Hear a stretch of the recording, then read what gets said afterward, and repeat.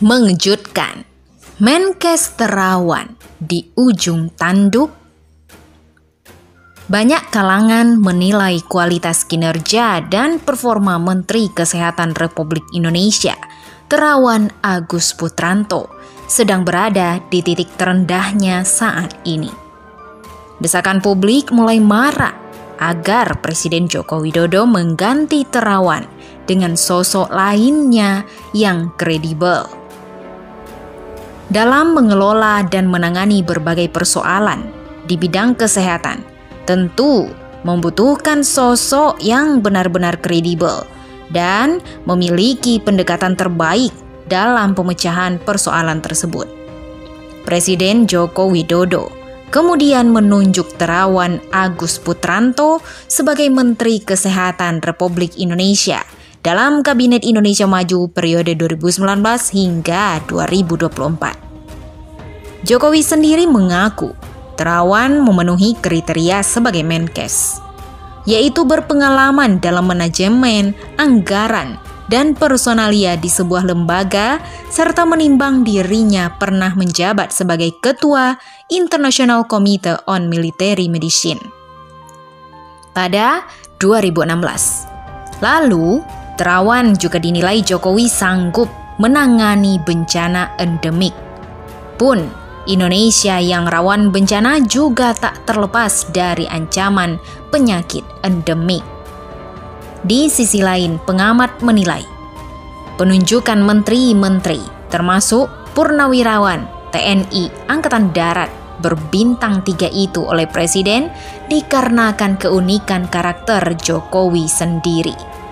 Dari situ kita mungkin dapat memahami bahwa penunjukan Terawan sebagai Menkes ialah berdasarkan inovasi Jokowi mengingat sosok Terawan berasal dari militer yang berbeda dari kebanyakan Menkes sebelumnya.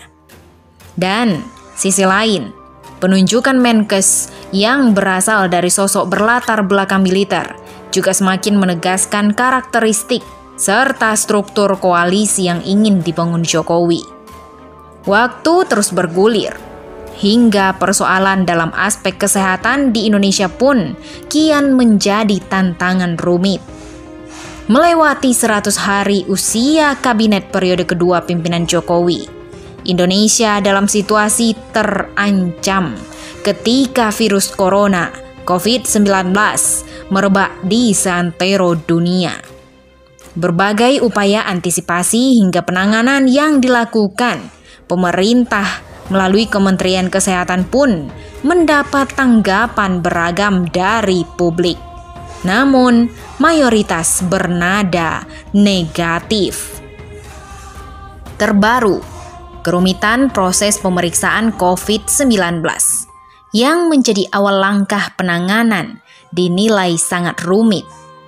Mulai dari persiapan administrasi dan pencatatan riwayat, proses persetujuan, rangkaian tes, hingga pengujian sampel di laboratorium sangat menguras waktu dan tenaga. Hal itu dikarenakan birokrasi serta infrastruktur yang tidak mendukung. Padahal, persoalan presisi waktu adalah salah satu yang esensial dalam penanganan COVID-19 ini. Atas berbagai masalah penanganan COVID-19 tersebut, tidak mengherankan apabila Terawan kemudian mendapatkan sorotan tajam. Bahkan, tekanan untuk mencopot Menkes Terawan terlihat berhembus kencang setelah koalisi masyarakat sipil yang terjadi dari Kontras, Lokataru, YLBHI, LBH Masyarakat, Walhi, PKBI, YLKI, P2D, Migrant Care, Amnesty International Indonesia, dan PSKH menilai pandemi COVID-19 tidak ditangani dengan sungguh-sungguh oleh pemerintah, terutama Menkes sebagai orang yang paling bertanggung jawab.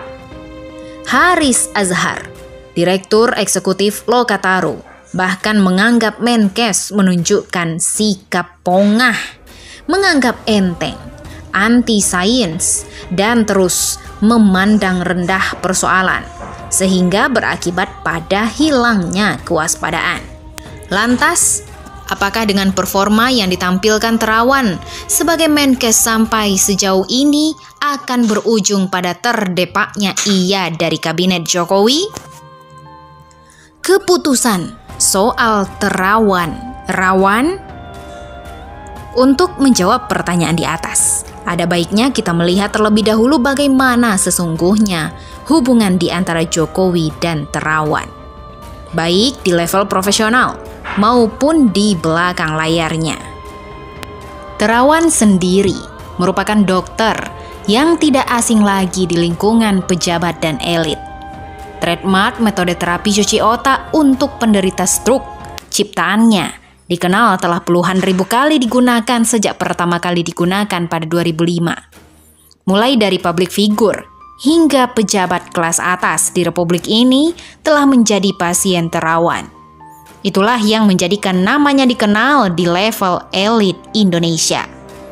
Melihat track recordnya, secara profesional, Jokowi dan Terawan dipertemukan saat mantan wali kota Solo tersebut menjadi Presiden Republik Indonesia pada 2014. Ketika itu, Terawan merupakan dokter kepresidenan di lingkungan Istana Negara yang telah menjabat sejak tahun 2009. Lalu pada pertengahan 2019, kala RSPAD menjadi tempat pemeriksaan kesehatan resmi bagi para peserta pemilihan presiden dan wakil presiden, Terawan yang kala itu memimpin rumah sakit tersebut tentu berinteraksi langsung dengan Jokowi sebagai salah satu kandidat. Lalu, penunjukan Terawan sebagai Menkes juga dilihat sangat lekat kaitannya dengan karakteristik orang-orang berlatar belakang militer di sekitar Jokowi sejak periode pertama kepresidenan.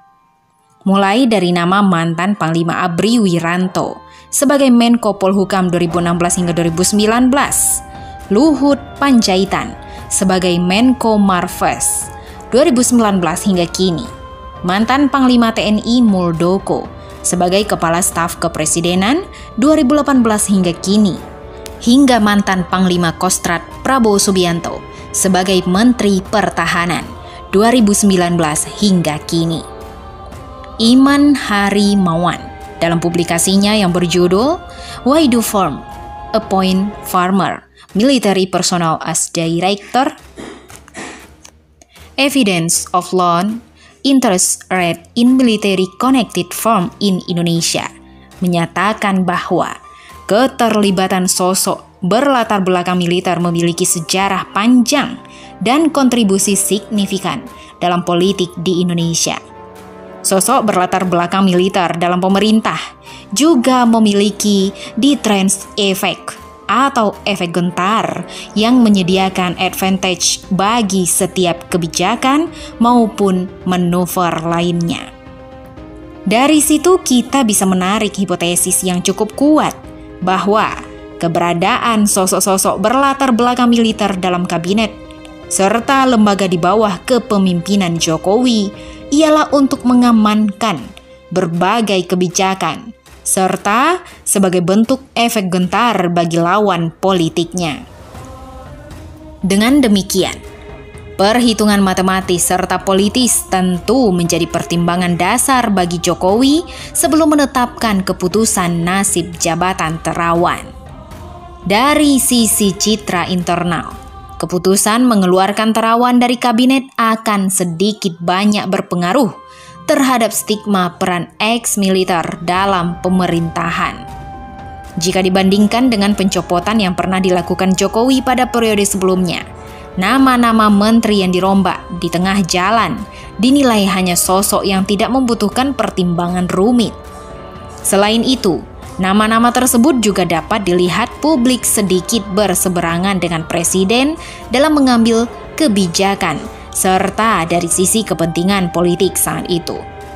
Rizal Ramli misalnya, ia kerap berseberangan dengan sosok lain di kabinet dan pernah juga bersitegang dengan Gubernur DKI Jakarta saat itu, Basuki Cahayapurnama, soal reklamasi. Kemudian, Ignatius Jonan. Sedikit berbeda kasus. Jonan hanya dirotasi ke pos Menteri ESDM, meski salah satu latar belakangnya diketahui adalah penolakan terhadap proyek kereta cepat yang digagas Jokowi. Selain itu, keputusan Jokowi seputar nasib Terawan dinilai akan berdampak pada hubungan tidak hanya pada kedua tokoh, namun juga faksi sipil dan militer di istana.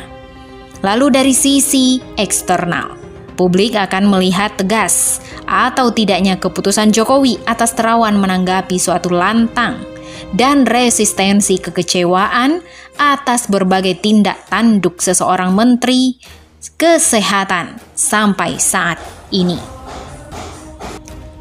Akankah Terawan dipecat?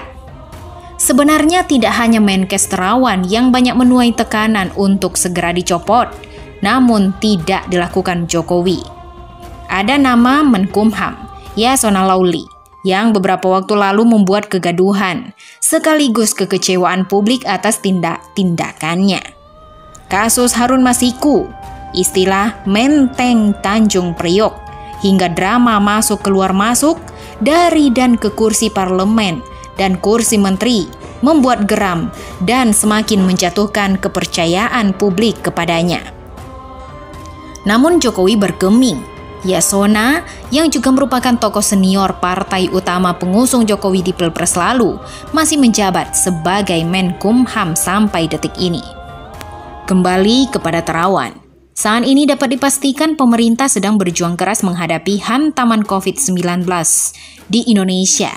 Namun, jika saat ini publik melihat belum ada tanda-tanda akan adanya keputusan Presiden Jokowi untuk melakukan pergantian, mungkin dapat dipahami itu sebagai upaya defensif. Pasalnya, kabinet yang masih seumur jagung akan membuat Jokowi kehilangan kepercayaan di sisi decision making saat membentuk menteri jika segera mengganti Menkes Terawan. Selain itu, ketika keberadaan Menkes Terawan dipertanyakan mulai jarang terlihat setelah penunjukan juru bicara penanganan COVID-19, Istana merespon bahwa Menkes masih sering berkoordinasi dengan Presiden dan meminta publik tidak berspekulasi terlalu jauh terkait hal ini.